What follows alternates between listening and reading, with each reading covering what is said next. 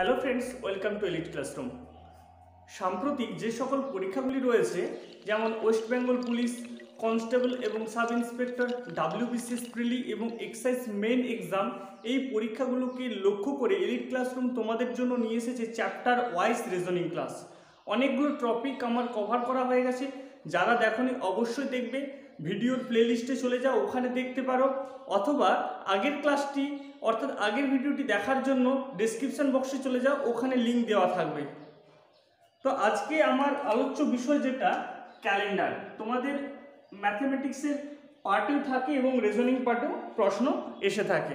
তো আজকের যে ক্লাসটা হবে খুবই বেসিক, অর্থাৎ কিছু ট্রিক বা ফর্মুলা রয়েছে সেগুলো আমাদেরকে জানতে হবে, তা না হলে ক্যালেন্ডারে একটা সমস্যার সমাধান করতে পারবো না। তো আজকে যেটা নিয়ে বলবো আমি, সেটা অড ডে। ক্যালেন্ডার করতে গেলে অড ডে অর্থাৎ এক্সট্রা ডে বা অতিরিক্ত দিন, এই সম্পর্কে জ্ঞান থাকা আবশ্যক। চলো বন্ধুরা,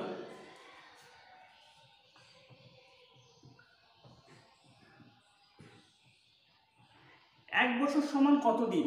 আমরা সকলেই জানি 365 দিন। 365 দিন, আর যখন লিপ ইয়ার হয় অর্থাৎ অধিবর্ষ হয়,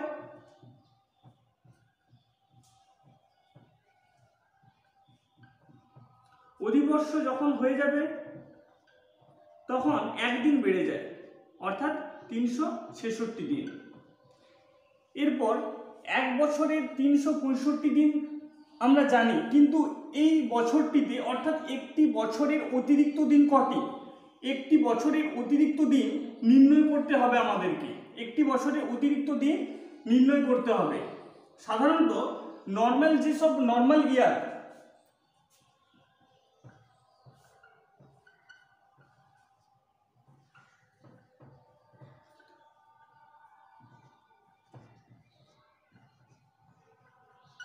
অড ডে, নর্মাল ইয়ারে অড ডে অর্থাৎ সাধারণ বছর, সাধারণ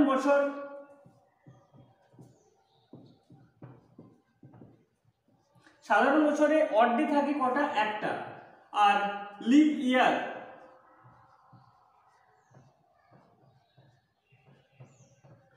লিপ ইয়ারে অড ডে থাকে দুটো। কিভাবে হয় সেটা আমরা এবারে বার করব। আগে একটা বছরে প্রথমে জানুয়ারি, এদিকে মাসগুলো লিখছি,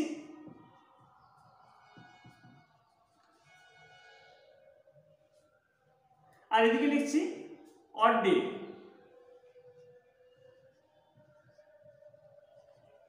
আর মাঝখানটা লিখছি ডে, অর্থাৎ দিন সংখ্যা লিখে নিয়েছি আমি।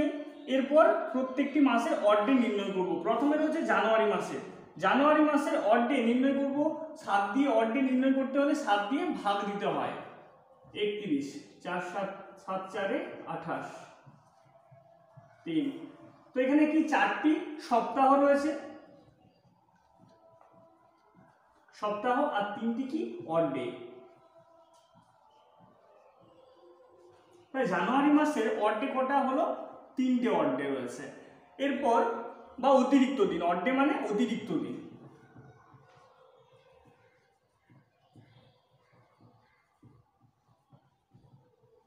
এরপর ফেব্রুয়ারি মাসে, দেখো ফেব্রুয়ারি মাসের নন লিপ ইয়ার যেটা অর্থাৎ সাধারণ বছর, সেখানে কত রয়েছে? 28 রয়েছে। তো আমরা যদি 7 দিয়ে 28কে ভাগ দিই, 7 4 28, দেখো অড ডে একটাও থাকছে না, তাহলে এখানে অড ডে একটাও থাকছে না। আর যদি লিপ ইয়ার হয় তাহলে অড ডে কটা হয়ে যাবে? সেখানে এই জায়গাটা 29 হবে, তো অড ডে কটা পাবো? একটা অড ডে পাবো। ঠিক আছে, লিপ ইয়ারের ক্ষেত্রে একটা অড ডে থাকবে ফেব্রুয়ারি মাসে। এরপর মার্চ, মার্চ কত? 31, তার মানে অড ডে জানুয়ারি মাসের মতোই, দেখো 3টে হবে। এরপর এপ্রিল, এপ্রিলে আছে 30, তো 7 দিয়ে ভাগ দিলে কি হবে? 7 4 28, তো 2, আর 4টে কি সপ্তাহ রয়েছে? দুটো অড ডে, তাহলে দুটো অড ডে। 31 আছে এখানে একই রকম 3টে অড ডে, এখানে 30 আছে দুটো অড ডে, এখানে 31 আছে 3টে অড ডে, এখানে 31 আছে 3টে অড ডে, 30 দুটো অড ডে,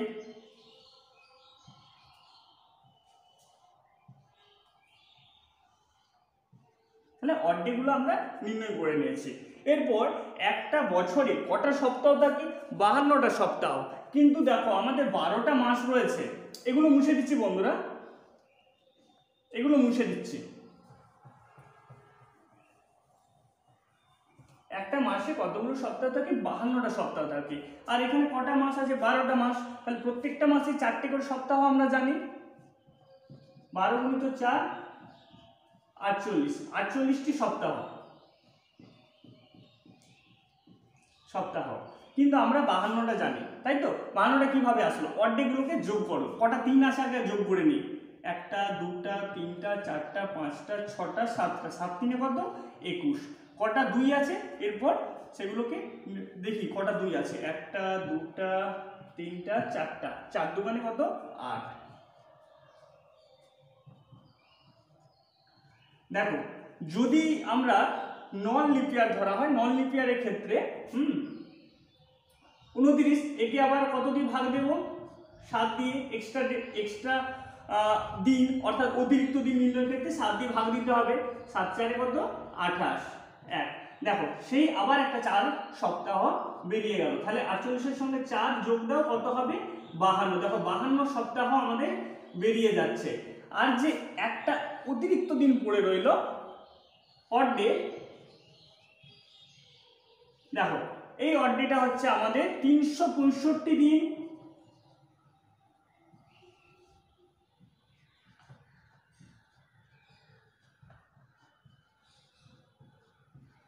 ক্ষেত্রে একটি অড ডে, একটি অড ডে। আর যদি সেটা লিপ ইয়ার হয় অর্থাৎ অধিবর্ষ হয় 366 দিন, সেইখানে অড ডে কটা হবে? অড ডে থাকবে 2টি। কারণ এই যে ফেব্রুয়ারি মাসে একদিন বেশি, হ্যাঁ, সেখানে হয়ে যাবে 2টি অড ডে। অড ডে নির্ণয় তোমাদের কাছে সহজ হয়ে গেল।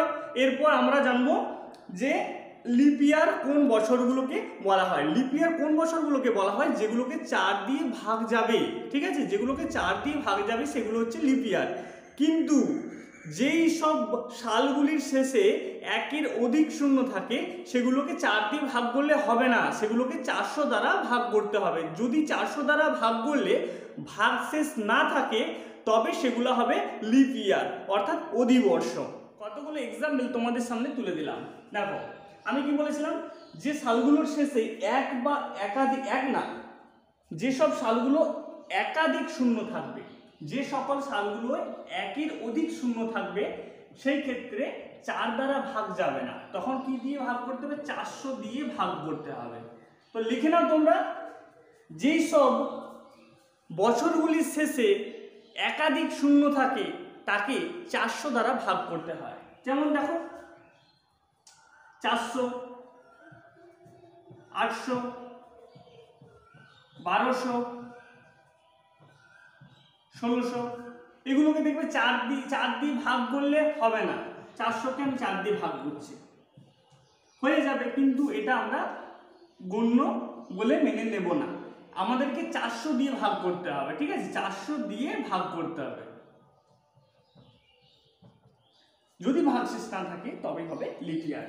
দেখো 2020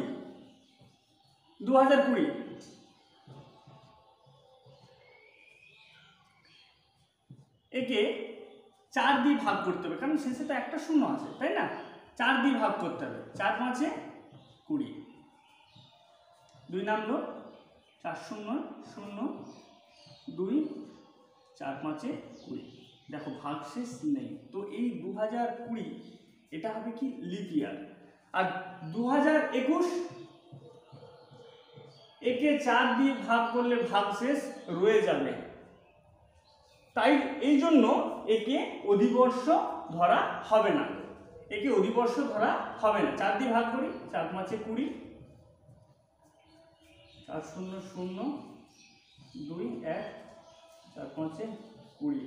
দেখো 1 ভাগশেষ রয়ে যাচ্ছে, তাই এটা অধিবর্ষ হবে না। বাকিগুলো সবগুলোই লিপ ইয়ার বা অধিবর্ষ। এছাড়াও বন্ধুরা এই যে 100, 200, 300, 500 এইভাবে 1900, এইগুলোকে দেখবে শেষে 2টো করে শূন্য আছে।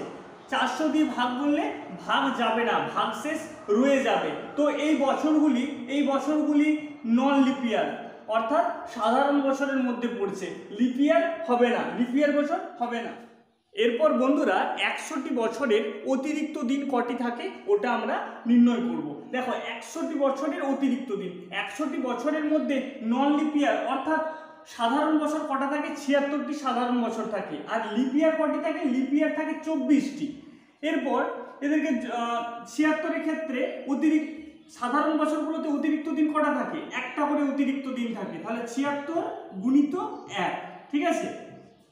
আর লিপ ইয়ার অর্থাৎ অধিবর্ষগুলোতে অতিরিক্ত দিন কটা করে থাকে, দুটো করে থাকে, 24 গুণিত 2।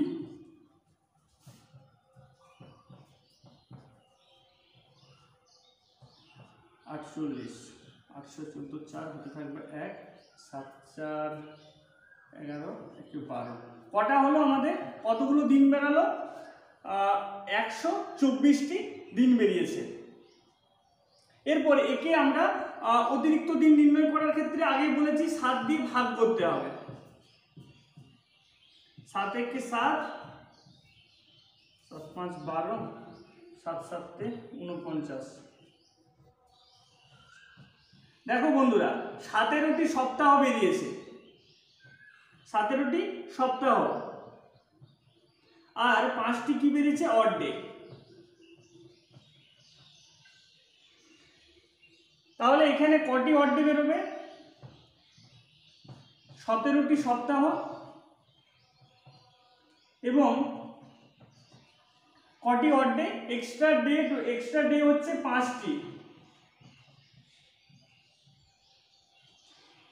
এরপর বন্ধুরা 100 বছর তো হয়ে গেল, কটা অড ডে রয়েছে, 5টা অড ডে রয়েছে।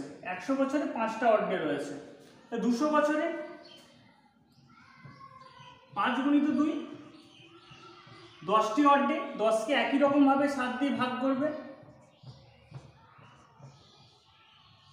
কটা অড ডে হলো, 3টে অড ডে।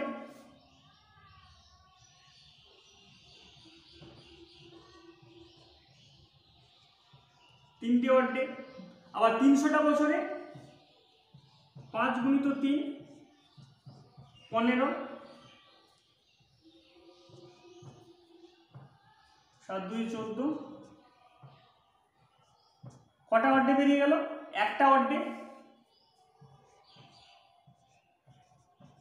অড ডে কটা হলো এখানে, একটা। এখানে কটা হলো, 3টে। 300টা একটা। 400টার ক্ষেত্রে অড ডে একটাও থাকবে না। দেখো 5 গুণিত 4 কত, 20। আর যেহেতু 400 বছর হচ্ছে লিপ ইয়ার, এই জন্য এটা তো 20-র সঙ্গে কি করতে হবে, যেহেতু 400 বছর লিপ ইয়ার, 20-র সঙ্গে 1 যোগ করতে হবে। তাহলে কত হলো, 21। 21কে 7 দিয়ে ভাগ করো, দেখো ভাগ যাবে, 7 3 21। তো এখানে অড ডে একটাও থাকছে না, 400 বছরে অড ডে একটাও থাকছে না, 0। এইভাবে 400, 800, 1200, 1600, 2000 এই সব বছরগুলিতে অড ডে 0। বন্ধুরা যেই প্রশ্নগুলো আমাদের পরীক্ষায় আসে, সেখানে সেই প্রশ্নগুলোর ক্ষেত্রে দেখবে তোমরা অড ডে বেরোবে, অড ডে হিসাবে অ্যান্সার আসবে। তো যখন হবে 0 অর্থাৎ অড ডে থাকবে না, তখন সেই দিনটা কি হবে, সানডে অর্থাৎ রবিবার হবে। যখন একটা অড ডে থাকবে তখন কি হবে, সোমবার হবে। যখন দুটো অড ডে, মঙ্গলবার। এইভাবে তোমরা দেখে নাও, এই যে ছকটা, এটা স্ক্রিনশট করে রাখতে পারো। যখন 3টে অড ডে থাকবে বুধবার হবে, যখন 4টে অড ডে থাকবে বৃহস্পতিবার হবে, যখন 5টে অড ডে থাকবে শুক্রবার হবে, যখন 6টা থাকবে শনিবার হবে। এগুলো তোমাদের পরীক্ষায় যে প্রশ্নগুলো থাকে অড ডে বেরোবে, এবং অড ডে থেকে তোমাদেরকে দিন কোন দিন, সেই দিন কি বার পড়ছে সেগুলো বার করতে হবে। বন্ধুরা সাধারণ বছরে 1 জানুয়ারি অর্থাৎ 1 জানুয়ারি যেই বার হবে, 31 ডিসেম্বরও সেই বার হবে। সাধারণ বছরে 1 জানুয়ারি যদি রবিবার হয়, 31 ডিসেম্বর কি হবে, রবিবার হবে।